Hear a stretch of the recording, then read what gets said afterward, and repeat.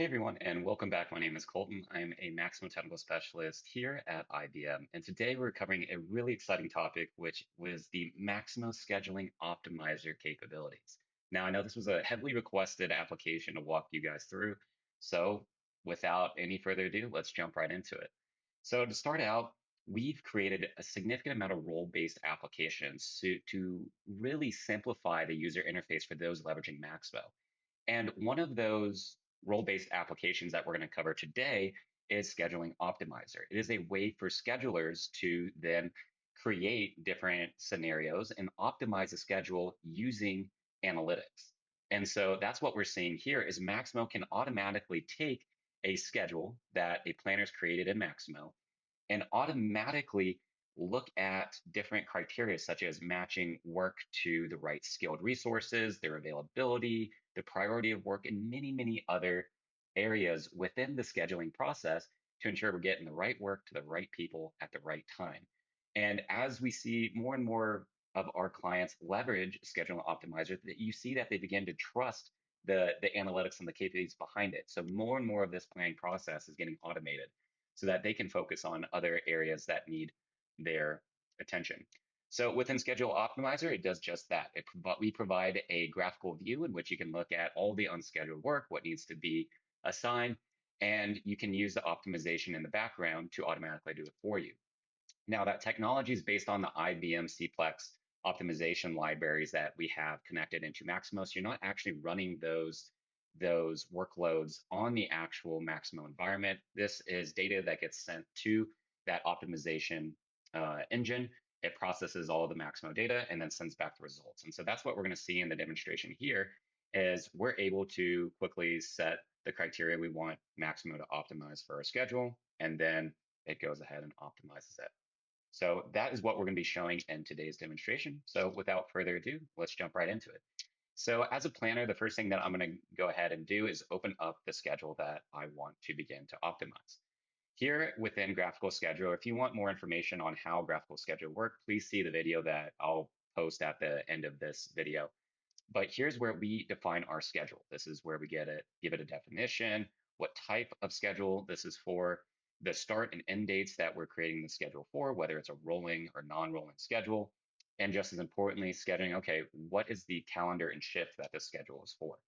Down below, in order to begin to take the work orders that need to be scheduled, we're just going to set a query, which can be created without writing any sort of code. But once that's done is when Maximo will provide us a graphical view of all of that work that needs to be completed, like we see here.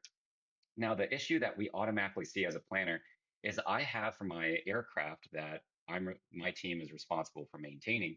We have an annual inspection. This is a preventive maintenance inspection every year on this date in which these different aircrafts need to be inspected. And that's more specifically have a hydraulic inspection completed. Now, this is an 8-hour task that, as you can see here, all of those annual PMs will happen on the same day. Now, as a planner, this is something that I would usually have to manually drag and drop these preventive maintenance so that it is allocated to the resources that are actually available for that day.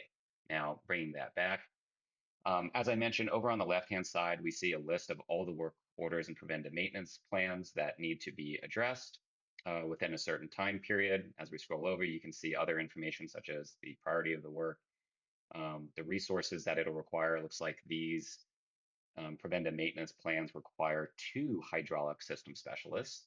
So let's go ahead and drag that back.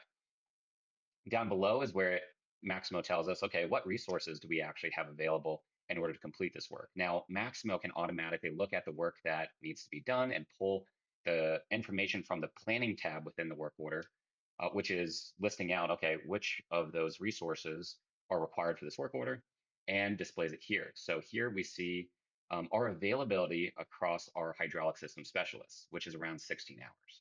However, as the problem as we've all seen earlier, we have 5 different work orders, each requiring 8 hours of, of 2 resources.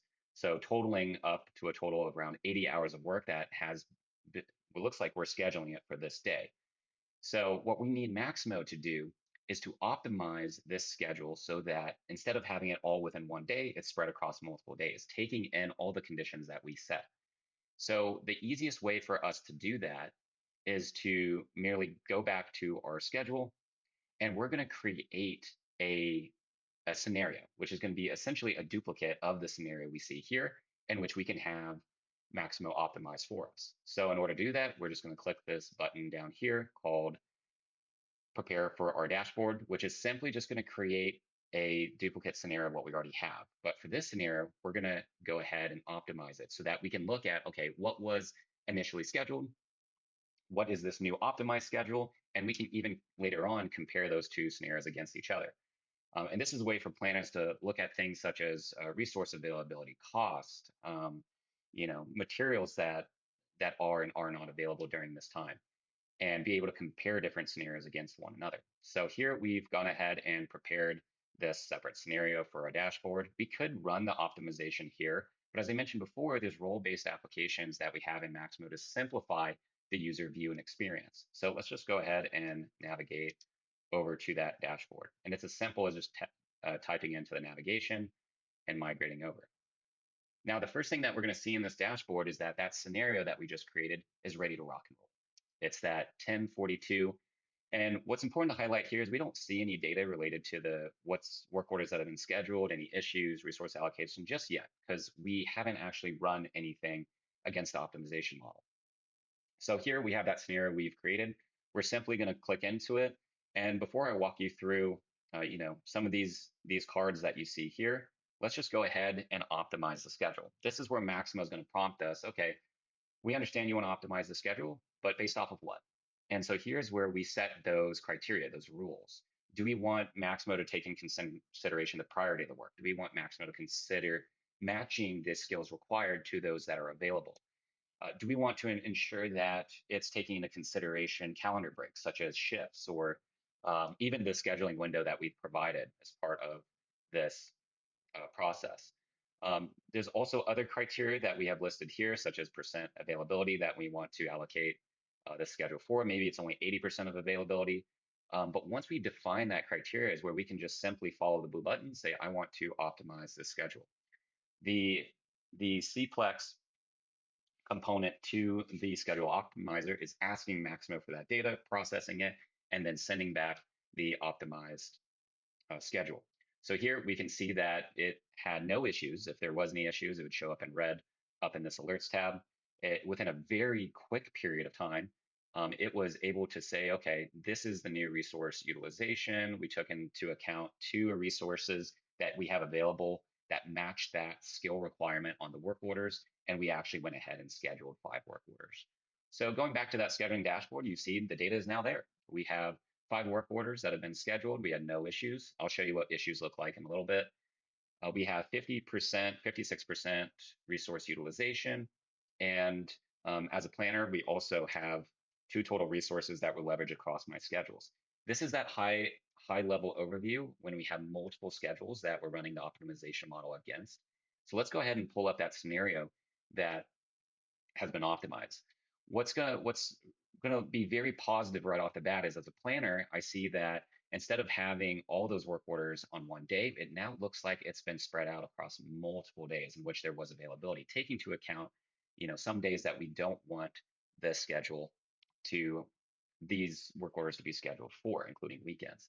So here we see that updated schedule. We see that now those work orders have been spread out across multiple days based off of availability, and that there were no scheduling issues. Now, the great thing about this dashboard, and we just go ahead and close is we can go ahead and in the case we want to change the schedule, we have the ability just to drag and drop. Let's go ahead and say that we want to optimize this schedule a little bit further. Say that one of these work orders is actually a high priority work order that we want the optimization to take into consideration. So within the dashboard itself allows you to do that as well, where we can specify, okay, this priority of work is higher than some of these others, and we want Maximo to take that into consideration too when optimizing this. So this is a great way for for planners to continuously optimize the schedule directly from the dashboard itself. So here we're just going to go ahead and say, yes, we want to enforce the high priority work to come first. And we're going to go ahead and optimize the schedule. So similar process that we saw before, I'm just enhancing this process further by optimizing it based off of priority. So we're going to see the same look and feel, very quick turnaround. We now have a prioritized schedule, and we can see right off the bat there's been some changes. So if we look, we see that work order that we prioritize is now in front, and it has the corresponding work orders coming after that. So this is one example where the optimization algorithm was able to pull that information and optimize it very quickly. Now, let's say that there's a schedule issue. Let's say that this is a work order that is set for a time period way beyond what is normally within our shift and availability. Let's just go ahead and click save. And what we want to do here is basically show you what, in the case that there's a scheduling issue, Maximo can not only identify it, but give you the reasoning why. So here we're saying that this is a non-interruptible work order that we have for 10 hours set for this day. If we go ahead and follow the same process here, where we're optimizing it, we should see a scheduling error.